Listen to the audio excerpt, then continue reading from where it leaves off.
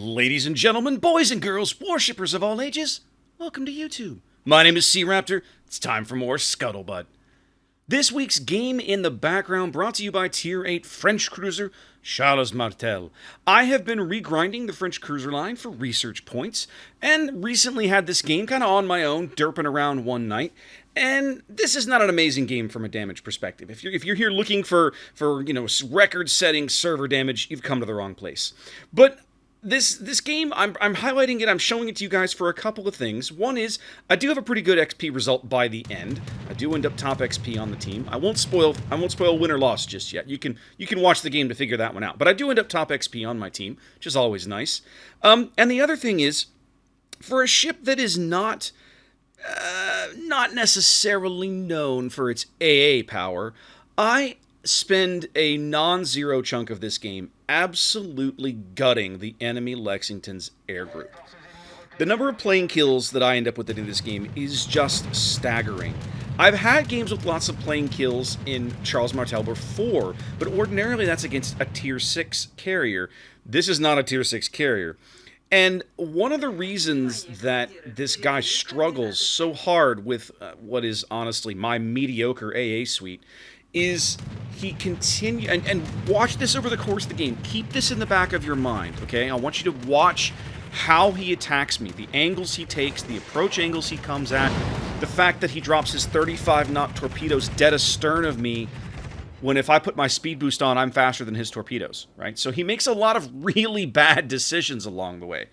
Also, I think this game was played under the most recent patch where they were still having problems with planes. A lot of planes were dying unnecessarily as they were trying to escape. The carrier driver had pressed F and meant to pull the planes out. Ordinarily, when you do that, you sout those planes like they rocket out of there. You do take some losses generally, but not like catastrophic losses.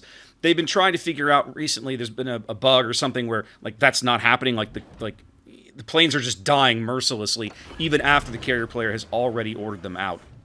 That has not been a thing for a while. So maybe that's where some of this is coming from. But from an A perspective, this is a really good game for me for a variety of reasons. And honestly, from a board impact as well, because I suck up so much of the carrier player's time. He doesn't really, watch. You're going to see this guy just focus me the entire game. He almost never sends planes anywhere else in a game that I live probably 15 or 16 minutes. Anyway, enough of that. Enjoy the game. All right, what's going on in shooty boats? Lots to talk about. Regular shout out for the NA Forum contest. Get over there, get entered, get some free stuff from Happa Fodder and the NA community team. They want you to take their free stuff. They need you to take their free stuff. Go do it. Second, a couple of channel-y Twitch and YouTube things. One is, during the most recent iteration of King of the Sea, you may have heard me mention this before, I passed 5,000 followers on Twitch. That celebration and the resulting giveaway will be coming up within the next 10 days, not this coming weekend. It's Friday, October 9th as I record this. This coming weekend is King of the Sea again, and I'll talk about that in a moment.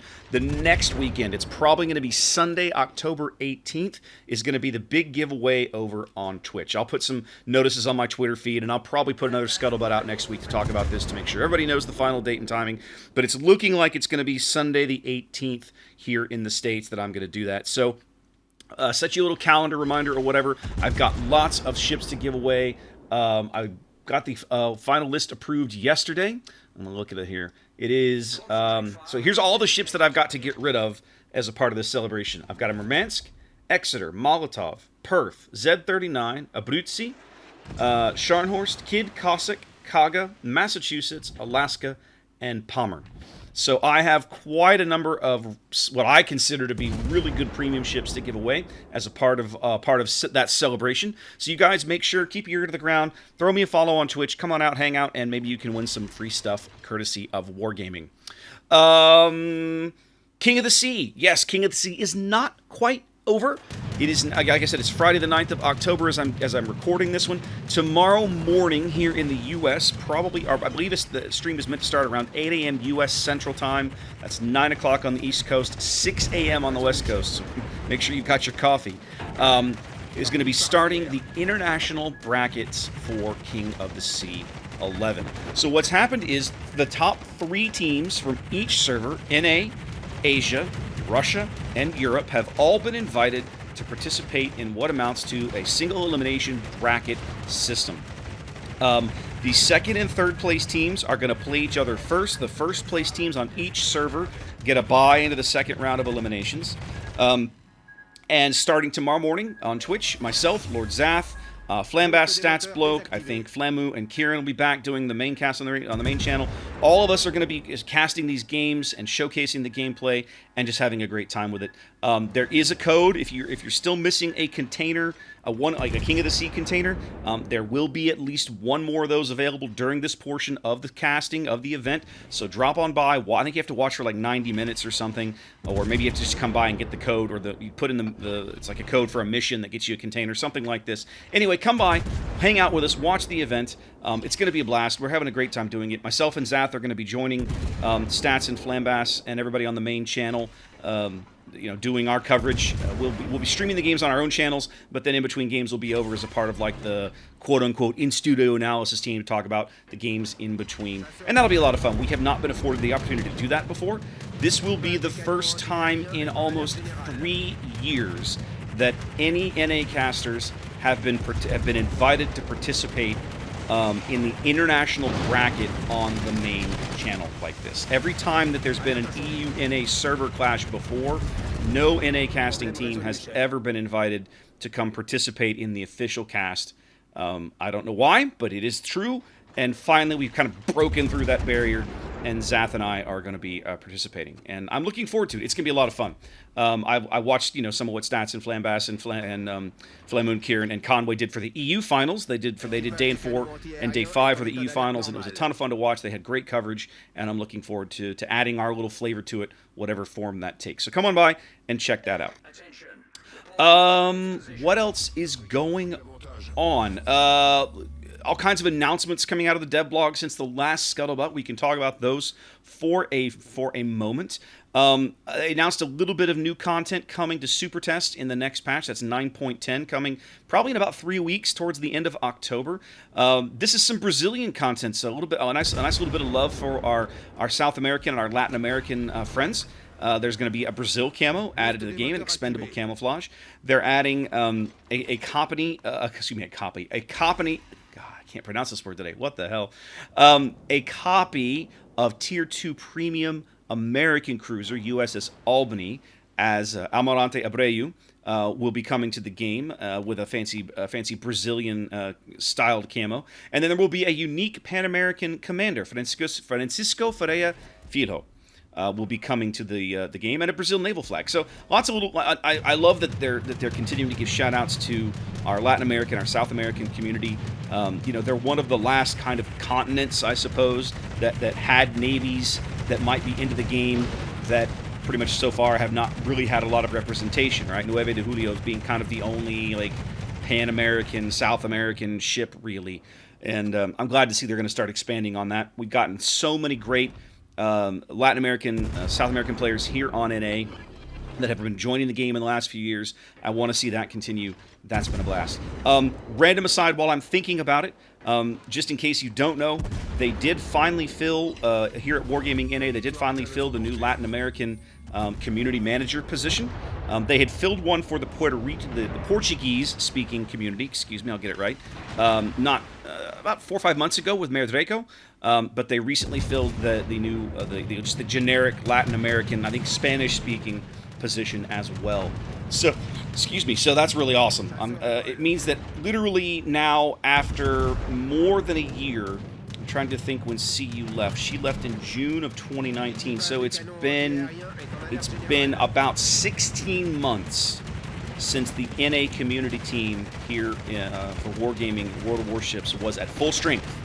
They're finally back. You've got Apple Fodder, you've got Caldofe, you've got Mademoiselle, you've got Mayor, and you've got the new LATAM person whose name completely escapes me, and I feel like a complete jackass right now for not remembering it. But I'll put a link down below.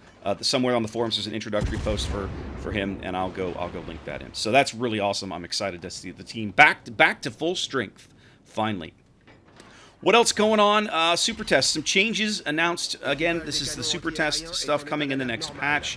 Making some tweaks to Tier 10 American Battleship Vermont. tweaking her momentum loss when you move the rudder, basically. Probably necessary given how slow the ship is to begin with. They're still derping around with Oklahoma's AP shell penetration. Like, apparently it was really bad initially, and then they buffed it, and now they're nerfing it again. I don't know where it's going to land. They're buffing her secondary range. I don't really know the value of this in a Tier 5 battleship, but okay. Here's a change I was really excited to see. Earlier this week, I did a video on Tier 10 Premium British Cruiser HMS Plymouth, and we talked about how, like, I just don't see the point of this ship, and I still don't, really. However, they have made a couple of changes. They've buffed her turret traverse, which is good. It really needed that. And they've buffed her main battery reload from 7.5 seconds down to 6.5 seconds. That's nice. That does not catch her up to straight-up DPM matching with Minotaur, but it narrows the gap significantly. She's still a little behind Minnow, but not that much. So you're starting to see maybe them kind of hone in on a role for Plymouth that to this point I'm still not sure where she fits in. They are reducing the number of hit points on Tier 9 Premium Japanese battleship Heisen, which is kind of necessary. Right now she has more hit points than Izumo. I don't understand that, but she does. Okay, so they're nerfing that a little bit. 5,000 HP is not terrible. And they're still tweaking around with Italian battleships. Of course, they're still in super testing. They're not anywhere close to being live, but you see some detection changes in here. So that is still in testing going on. Let's see. We talked previously. They have been testing the idea of hybrids. Okay, and so they've elaborated now. We know that Tone and Issei, the Japanese heavy cruiser, Japanese hybrid battleship, we expected those to be coming as a part of this test. We now know that they are. And what they're basically, they wrote a blog post basically saying, look, guys, we're going to test these ships in different configurations, right? So some of them will have dive bombers, some of them will have torpedo bombers, and some of them will have attack aircraft. So it seems pretty clear that whatever they do with Tone and Issei, the goal with the hybrid ships is that they will not have multiple types of planes available to them. The goal for the moment seems to be they're going to pick one or the other, and that's going to be, you know, when you drive a Tone, you have dive bombers, and when you drive an Issei, you have torpedo bombers, or whatever they landed on. Like, that seems to be the plan, is that you're not going to have multiple ship types, multiple plane types, excuse me. I would personally like it to see, like, Tone only had, I think historically, only about 5 or 6 planes. I would love to see Tone only have, like, one kind of aircraft. I think there's a case to be made for Issei to have 2 different types. You know, like, a full-on carrier has 3 types. You have, of course, you got the attack planes, dive bombers, torpedo bombers. I say lock Tone into one type of plane, whatever you pick, and then give Issei 2 types. Again, we're not talking about deep plane reserves here, but give her a little more flexibility. She's a bigger ship. She's a capital ship. Presumably she's going to cost more because capital ship. But either way, like, give her that little extra flexibility that Tone wouldn't have. And of course, a carrier would have maximum flexibility, all the plane types available, and so on. That's my opinion. We'll see where they land in testing, but that is going to be going on for a while. And then they're going to be testing the skip bombers with a unique test version of the Tier 10 German aircraft carrier. So rather than introduce, everybody expects these skip bombers to come as like part of a Russian carrier line, especially the way they were originally introduced to the community. But rather than roll them out right away on Russian carriers, they're going to start testing the mechanics of them with a ship called Werner Voss. So we'll see. I mean, no way to really know how this is going to go, but obviously that's the plan, and we'll just have to see some videos on that when the time comes. And then more recently, just in the last couple of days here, they announced the next wave of Black Friday sales. Of course, Black Friday here in the U.S. is the day after American Thanksgiving, which this year is going to be Friday, November 27th, is going to be Black Friday here in the States. New wave, the last couple of years, they've done like the Black Friday crates, and they've done the black versions of at least 4 premiums, right? We've had Alaska Black, and Scharnhorst Black, and Sims Black, Otago Black. This year, the 4 ships are going to be Jean Bart Black, which is really interesting because Jean Bart, of course, was removed from sale. You can no longer get her any other way. Atlanta Black, which is trolly and meme-worthy. Cossack Black, which this ship looks gorgeous, and Cossack is already great. And then Kaga Black, which is interesting. So a little bit of flavor, 4 different nations, 4 different ship classes. Really cool to see there. And then, last but not least, if you are, excuse me, God, I do this too early in the morning. If you're a weeb, you're probably excited. The Arpeggio Blue Steel collaboration is returning with some new ships and some new... I don't think these are skins. These are actually like new ships, completely new ships. ARP Maya, there's going to be I'm pretty sure this is a separate ship and not a skin for Yamato, but there will be an ARP variant of Yamato and an ARP version of Musashi to go along with some new captains and all this kind of things. We don't know anything more about this partnership other than that it's coming. We have no idea how these things are going to be available. Blah blah blah blah. Too many questions, right? We just don't know. But that's all in the works. Coming to Super Test again next patch soon-ish, let's say. What else is going on? That's a good question. I'm not sure there's much else, really. Just trying to get through, October. We got through all of King of the Sea, right? September's behind us, and now we just got to get through King of the Sea, and I can finally have my life back on weekends. I love doing King of the Sea, but man, what a huge time investment it is. What a huge time commitment. So many hours. My wife always she gives me this I get crap for it, right? She just looks at me and she goes, you need to be really glad this is only twice a year. I'm like, yeah, I know. I'm really glad this is only twice a year. I guess I should also point out, at the moment, one last thing is before we get off the air. Of course, we've been talking about all this super test stuff coming in update 9.10. 9.10 is currently on public testing, so if you want to go get a quick look ahead at some of what's coming in the next patch, I mean, you can always download the test client, go check it out, look around, and see what's going on, and be a part of that test. Historically, they give away, you get some crates and some flags and stuff for participating in the missions over there, and then, of course, they usually, over the seasons, will allow you to earn, like, premium ships. If you do that over the course of 3 or 4 patches, you can earn some loot for participating in all of that. So yeah, that ought to be it, guys. Do appreciate it. Hope you enjoyed this game in Charles Martel. Yes, I did eventually bite it, but it was a fair trade at the end. I took the Leander with me, and we had a pretty solid lead at that point. Team came through, cleaned it up, carried us across the finish line, and in the end, I had a hilarious game, just shredding this poor Lexington's air group. I had 45 hit points at the end there. That was so funny. So, anyways, guys, that's it. Hope to see you on Twitch for either the 5K celebrations or King of the Sea or something like that. Anyways, in the meantime, guys, wash your hands, be safe out there, and I'll catch you next time.